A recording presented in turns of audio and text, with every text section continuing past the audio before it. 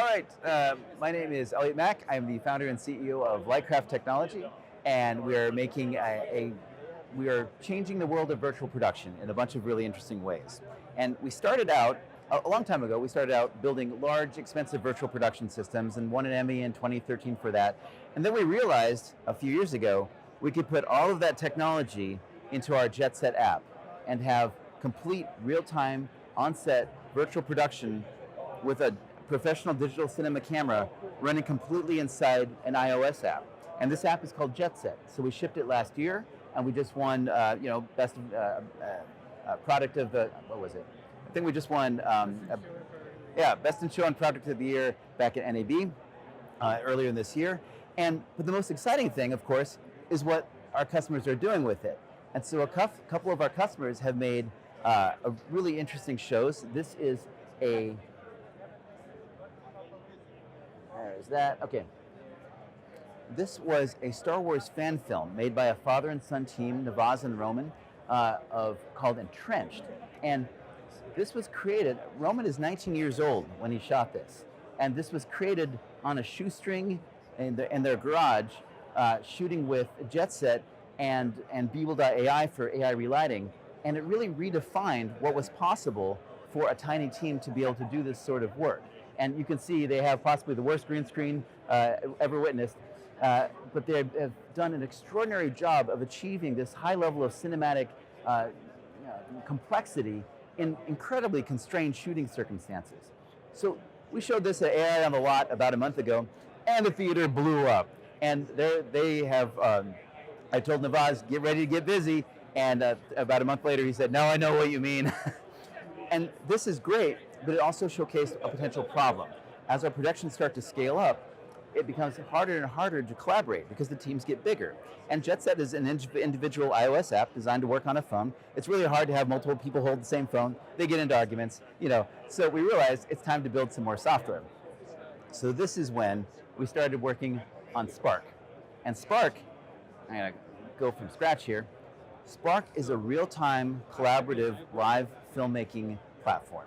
It is designed for visual storytelling from the ground up. If you've ever used Figma or Google Docs where you can interact, you can watch each other's cursors moving around, it's what we're doing, except in the filmmaking space. And so it has a few different pieces of it. Again, everything is running real time in the browser. It's running on a Mac or a PC. In this case, I'm running on a Mac Air. And so I'm going to go to our shot scene. I'm going to load up a Gaussian splat. And this is a Gaussian splat of this part of Rome. And this was shot with an X-Grid scanner, scanned with an X-Grid scanner in about 15 minutes by Roberto Schaefer of the American Society of Cinematographers, who is working on a short film set in Italy and was interested in doing something nifty and technical for the cinematography world. We said, hold our beer. And it turns out you can send someone anywhere in the world with an X-Grid scanner, and they can scan in a matter of minutes, and you have a location that is centimeter accurate. Well, we have a location. We're going to need actors. So we're going to load in our actors. I'm going to load in a USD file of a human, drop him right there. And because under the hood, what we're building is a combination of a USD layer stack, so we could add in anything. This is a person we could add in cars, vehicles, helicopters, dinosaurs, you name it. Anything that is USD. And then we're going to need a script. So we built a database system around loading a screenplay. In this case, I'm going to load a screenplay. This is Raiders of the Lost Ark, personal favorite. And the key thing is the database is designed to store the entire data set for production, but linking it to the actual script. So you always know where things are, which parts of the production go where, right? Because that's one of the biggest problems in production is staying organized. So we parse the script. We know all of the actors, their names, the dialogue, the lines of dialogue, who is saying the lines of dialogue, the actions, the locations. All of this we can determine just by reading the script and loading it into the database. And that lets us do some really fun things. So we're going to load in an audio file. And the audio file is just an audio read-through, like a table read where you have the actors sit around and read their parts in a script. You can do this on Zoom. It's just fine. It's easy to get audio. And so since we can know what the lines of dialogue are, we automatically parsed where that audio is linked to and highlighted those lines. Well, now we've got a script, we have actors, we have dialogue, we have, we have a scene. We're going to need a camera. So we're going to highlight a couple of these lines of dialogue, or we're going to make a simulated camera shot. And this is not the final UI. This is, our tech preview of this. So we're going to actually go over here, and we're going to drop in a beginning and end of our dolly track, and we're going to pick our user, our dolly, our actor, and we have just instantiated a Panther dolly with an Alexa camera on this. And I noticed that the camera is pointing the wrong way. I'll have to try that again. Let me go back to, I think I had it too close to the actor. Let me try that again. All right, let me grab this, and let's create a camera shot. I'll go a little bit further from him. There we go. Configure the shot. There we go.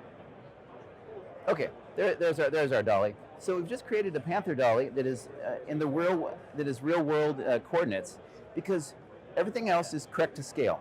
And so when we're simulating the filmmaking process, we also want the simulated camera to be correct to scale, because this is how you would have to do it. If you're setting up your shots, you have to decide what kind of camera support there is, how high it is, what are the constraints of this. We want to make this completely integrated into the system, so that a director of photography, someone who's not really a Blender person, can nonetheless make use of this and simulate a shot. So now if we drop in our timeline and we hit play, you can see our dolly is going to start moving through the scene and tracking the shot. And it knows that it's tracking this actor, so you can see our dolly move through the scene. Well, and if you listen closely, if it was quieter, you would hear the audio going of the walkthrough. Well, we just created a simulated camera shot that is camera motion, audio, the actor, and so of course, we store it, there's our thumbnail in Atlas, and what this lets us do is in a very, very short period of time, we can have somebody sit down, or a team of people, and simulate and test shoot an entire production, edit it and watch it, and actually see if they got everything right story-wise before you commit to, what we all know is the difficulties of production. And even more so, it takes something that is, some of these processes are traditionally post-production. Editing is traditionally a post-production tool. All of a sudden, you're editing on day one, right? And in fact, I think we're going to have to brace editors for the fact that they're going to be the front end of the spear on this whole new world. That's a whole nother topic of discussion. But all of a sudden, you're going to have a front seat in the creative process, because so many times I was a mechanical engineer, and many times you design something, it's hard to predict it, but when it breaks, a 3-year-old can tell you what you did wrong.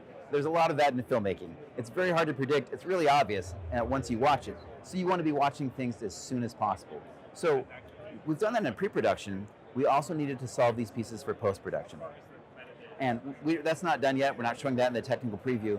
But already in Jetset and AutoShot, we're at the point where we can batch process dozens and hundreds of shots at a time, and do a very, very efficient post-production process. And more recently, we realized we're going to be able to store almost every critical key piece of filmmaking data in our Spark database, and keep track from beginning to end of the entire production process under one roof, and handle it really elegantly. And in the same way, you just saw me put together shots really fast, right? Jetset is fast. This is all, Spark is designed to work hand in hand with Jetset, to use Jetset takes whenever we can. And the whole process is designed so a small team can actually go really, really fast and make a show. It's something visually ambitious. And there will be more to come. Make sure to sign up on our website to get updates and on information on the updates of Lightcraft, Jetset, and Spark.